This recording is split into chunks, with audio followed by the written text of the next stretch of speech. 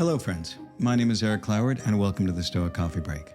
The Stoic Coffee Break is a weekly podcast where I take aspects of Stoicism and do my best to break them down to their most important points. I share my experiences, both my successes and my failures, and my thoughts on Stoic philosophy, all in the hopes that you can learn something from them, all within the space of a coffee break. This week's episode is called The Antidote to Anger, the Art of Stoic Acceptance. Do you struggle with anger? Do you know why you get angry? Do you know what you can do to manage your anger a little bit better?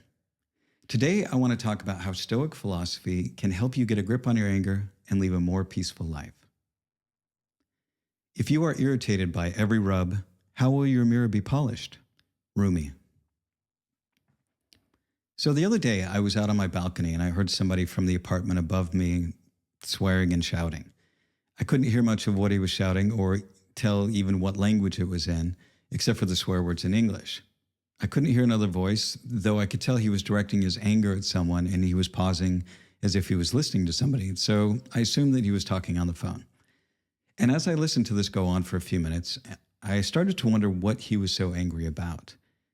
And it brought me back to the arguments that I used to have with my ex-partner. And I could feel myself feeling his anger.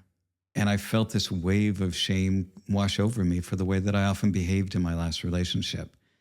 I started thinking about if I'd be better able to handle myself now, or if I'd fall back into the same type of behavior if I got into another relationship. And to be honest, I'm not 100% sure. So I started thinking about why I was so often angry with my last partner. Because even though I have thought about it from time to time, it's still something that I really want to get a handle on. I want to make sure that the reason that I'm not getting angry like I used to is not because I'm not in a relationship at the moment, but rather that I've grown and changed from that. I want to understand why I was angry and why, even with my deep understanding of Stoicism, as well as understanding the long-term consequences of not controlling my anger, I still didn't seem to have a handle on my temper when it came to her. So, as I do with many of my podcast episodes, I decided to sit down and work through this by writing about it so that I could rationally examine what the causes of that anger were and what steps I can take to make sure that I'm living the way that I want to live and that I act in accordance with my values. Because with all reactive behaviors, until you can get to the root of it by understanding the conscious and unconscious thoughts, perspectives, and beliefs, it's really hard to change them. So as I began to explore this, one of the key things that I realized that in many ways, I didn't trust her. I didn't trust that she would accept me for who I am. I would often tell her what I thought she wanted to hear rather than what I truly thought about something. I would basically lie to her because I was so afraid that she would hate me if she knew the real me and if I gave my real opinion on something. This, of course, made it harder for her to trust me because she didn't know if I was telling the truth about something or if I was just saying what I thought she wanted me to, what I thought she wanted to hear. So why would I do that? Why, given the Stoics' emphasis on being truthful and facing reality head on, why would I lie about things? Especially small things that didn't really matter all that much, which is something that she asked me about several times. I think that some of it stems from the trauma in my childhood. When my father was upset about something, or even sometimes when I was just worried that something might upset him, I would bend the truth a bit or even outright lie just to keep him happy. I was trained that lying was okay because it kept me safe from my dad's anger and violence. Another factor was growing up in a strong religious community where conforming to the beliefs of the church were more important than saying what you really thought. There was a strong social pressure to fit in and behave in the way that was expected of you. You learned how to say and do all the correct things in order to be seen as a good member of the church. Now, don't get me wrong. There are a lot of good reasons for societies to have rules of behavior, and social pressure can be a good influence on a lot of people. It keeps things orderly and safe when there is a strong culture of following the rules that are part of our social contract. This is how we're able to live together in large groups and communities. However, when it comes to a person's relationship with God, of their personal beliefs, I think that's where it starts to intrude on your own self-concept. When you feel pressured to believe in things that don't make sense to you or that you don't feel are part of your own personal principles and perspectives, you lie to yourself and others to keep them happy and to think of you in a certain way. So how does all of this relate to anger and Stoicism? It's been said that anger is just fear in action. Usually we get angry because we feel fear, and we're trying to control the situation with that anger. Whether that's trying to control another person or getting upset that things don't work out the way we want them to, at the core of it, we're afraid. In my case, I wanted my partner to love me, and I tried to control her through subtle manipulation with the lies that I would tell to try and convince her that I was someone worth loving. When that would fail, I would get angry and try to control her with anger because I believed that she didn't love me. I desperately wanted her to love me, and when she was upset with me, I was afraid that she didn't, because that's what I felt when my dad was angry with me, that I wasn't loved. So another aspect I want to talk about is why we hold on to anger. So holding on to anger is also something that many of us do. But why is holding on to anger such an appealing thing? Well, anger feels like power, and power feels good. But the thing is that anger is just the illusion of power. When we're angry, we're not in control of ourselves.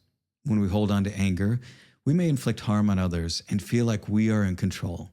But the person that we harm the most is ourselves. For example, whenever I'd get angry with my ex-partner, I always felt awful and ashamed afterwards. I felt like I'd let us both down, and I pushed her away even further. So Frederick Buechner, in his book Wishful Thinking, A Theological ABC, paints a great image of what happens when we hold on to anger. He writes, "Of the 7 deadly sins, anger is possibly the most fun. To lick your wounds, to smack your lips over grievances long past, to roll over your tongue the prospect of bitter confrontations still to come, to savor the last toothsome morsel, both the pain you are given and the pain you are giving back, in many ways is a feast fit for a king. The chief drawback is that what you are wolfing down is yourself. The skeleton at the feast is you." When Marcus Aurelius wrote, "How much more grievous are the consequences of anger than the causes of it?" He didn't just mean that we harm others, but more that we harm ourselves. And Seneca clarifies this further, stating that anger, if not restrained, is frequently more hurtful to us than the injury that provokes it. When we lose our cool, we become a lesser person. We show ourselves and others that we are not in control of ourselves, regardless of how much we rant and rave.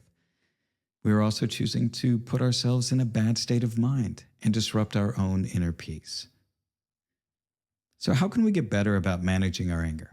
What active steps can we take to not let ourselves, our irritations, our disappointments, or even our betrayals send us spiraling and behaving in a way that is destructive to ourselves and to those around us? I think the biggest key is radical acceptance.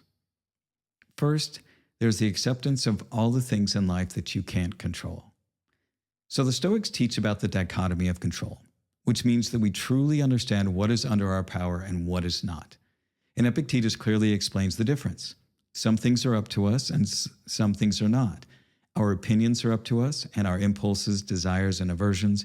In short, whatever is of our own doing. Our bodies are not up to us, nor are our possessions, our reputations, or our public offices, or that which is not of our own doing. In short, what we control is our perspective, beliefs, desires, and actions. That's it. Everything else is outside of our control. And by accepting this fundamental truth, we can learn to focus on the few things in our control and let go of everything else. We can't control other people, our reputation, or even external circumstances and events. We can only control how we treat other people, our own behavior, and how we choose to respond to the things that happen to us.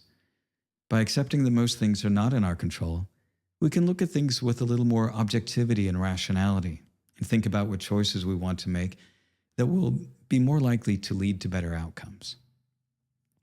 I think a good place to practice this is in accepting other people for exactly who they are. So before I moved to Amsterdam, I was dating a woman who I'm still close friends with, and we spent a lot of time together and never really seemed to have much conflict. And I asked her once, "Why is it so easy to be around you, and why do things seem to work out so smoothly, given how my last relationship was often so fraught with anger?" And she said something that really stuck with me. She said, well, part of it is that we're still getting to know each other. And that part of a relationship is often easier with the new relationship energy. But I think a bigger part of it is that I accept you for exactly who you are, with no expectations that you will ever change or be someone else. It's not my job to change you, nor do I expect you to. You will change, and if you change into something that doesn't work for me, then it's my choice of what I want to do about it. And that floored me. And what she said just resonated deep in my bones. I did feel incredibly accepted and appreciated for who I was, not some persona that I was putting up so that she would like me. It was a good lesson for me on accepting others for exactly who they are without trying to change them. Now, this is not to say that my previous partner didn't accept me and love me. It was that I believed that she didn't or couldn't, which wasn't fair to her because I just didn't trust her to do so.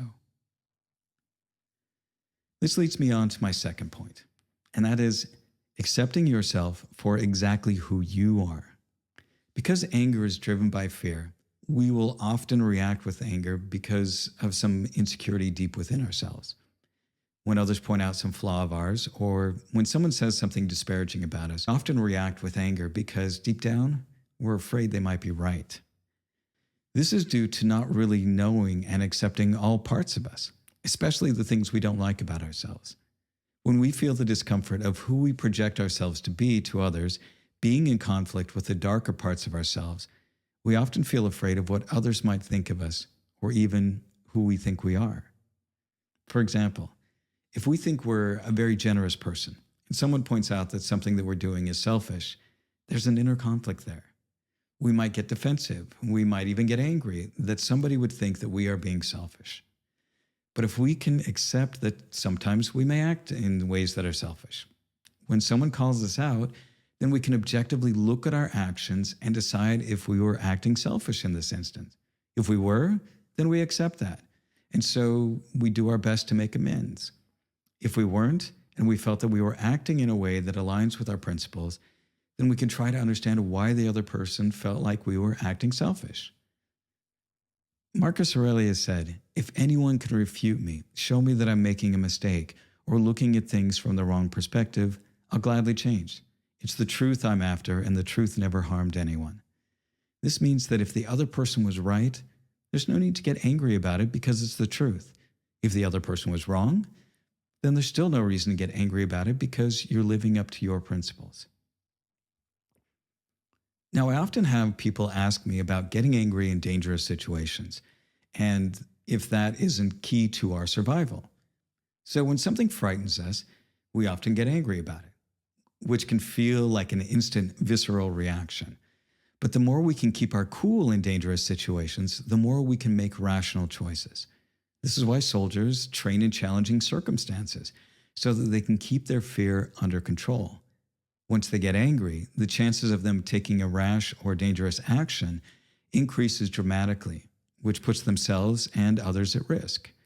The more you can rationally control your fear, the more power you have over yourself in any situation. So before I go, I want to leave you with this thought from Seneca. He wrote, "People who know no self-restraint lead stormy and disordered lives, passing their time in a state of fear, commiserate with the injuries they do to others, never able to relax. After every act, they tremble, paralyzed, their conscience continually demanding an answer, not allowing them to get on with other things. To expect punishment is to suffer it, and to earn it is to expect it." Dealing with anger is something that all of us have to learn if we want to thrive in this world.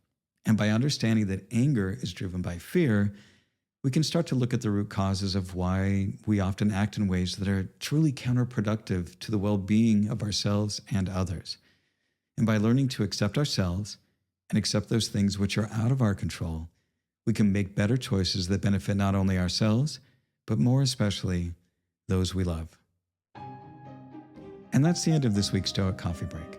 As always, be kind to yourself, be kind to others, and thanks for listening.